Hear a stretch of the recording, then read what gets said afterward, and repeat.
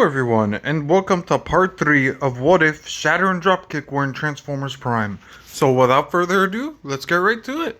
So we start off at the Nemesis warship, where just like in canon, Starscream welcomes Knockout to the warship and takes him to Megatron. However, Starscream says, "Where's Breakdown? I summoned the both of you. Where is he? We were hot on a fresh Energon trail when you called. Breakdown will show when he's through scouting it." We now get the Bulkhead and Miko, who just like in canon show up at that excavation mine where they see the same picture.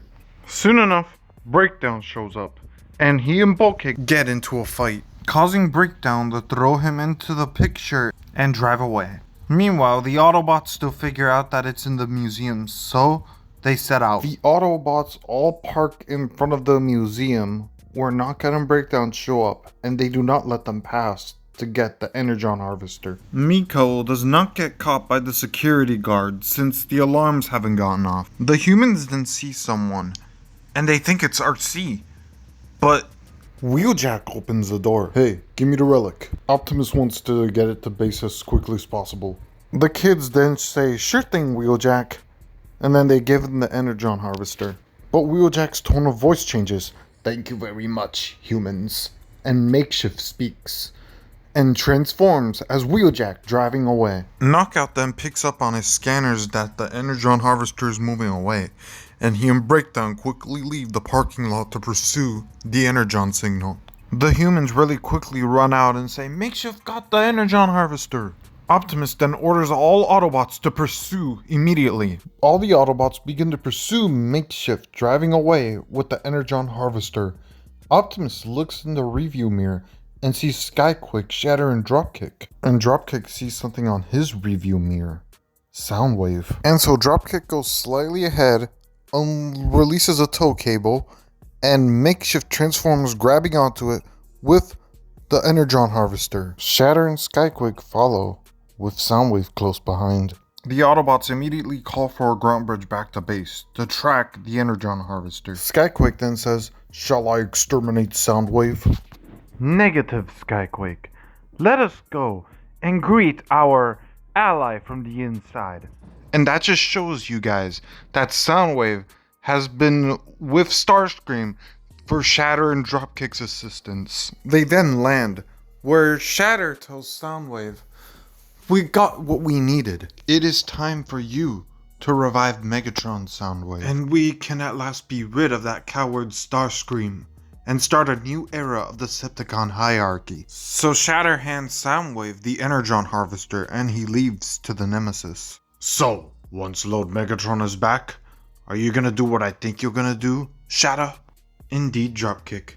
Little does Soundwave know he will achieve our greatest plan. With this, I can control Megatron, and we can take our rightful place as the true leaders of the Decepticons." She then rips it in half and gives the other half to Dropkick. "When the time is right, we will control Megatron, and without knowing it, all Decepticons will gratefully bow to us. And Megatron will at long last pay for leaving me in a stasis pod for all those years." "Indeed, Skyquake.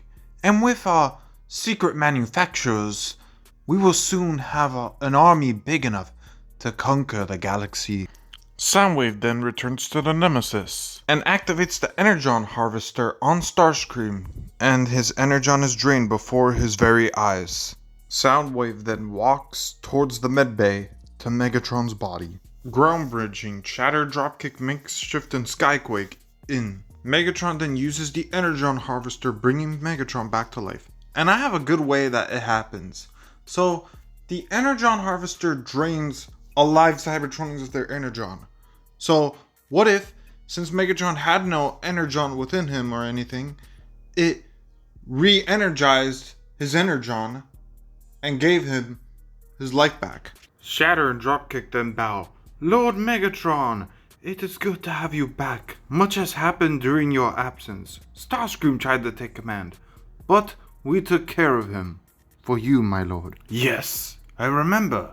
He's the one who took the dark Energon out of my chest originally. At least some still courses through my veins. Come, Decepticons, let us rebuild our empire."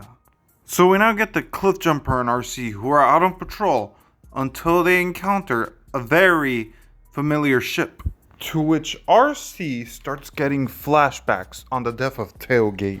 And this is where Arachnid actually attacks right away in this timeline. She doesn't think about even hiding or sneaking around. Cliffjumper and RC recognize her and immediately must decide they must kill her here, or else the entire human race could be in jeopardy. And so they do. They shoot their weapons at her as she fires back her webs and her arm beams.